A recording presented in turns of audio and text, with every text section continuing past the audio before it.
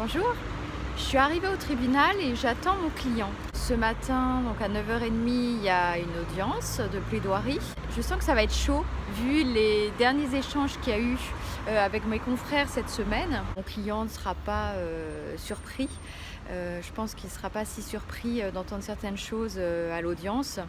Comme je lui ai transmis les écritures et les pièces il y a 2 jours, donc quand je les ai reçues, j'attends un petit peu à ce qui va être dit.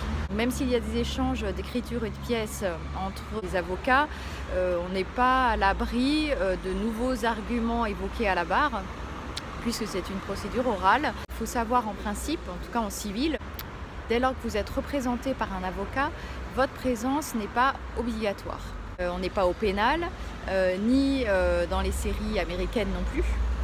Donc le juge écoute les avocats.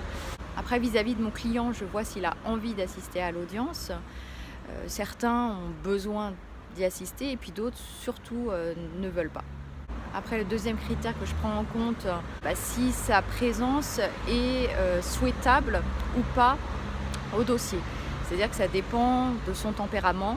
Ça dépend aussi des éléments du dossier, c'est-à-dire que parfois, seule présence peut être souhaitable, ou même parfois, je peux même placer mon client juste à côté de moi, quelque part, pour inciter le juge à lui poser des questions. La présence du client n'est pas obligatoire en civil.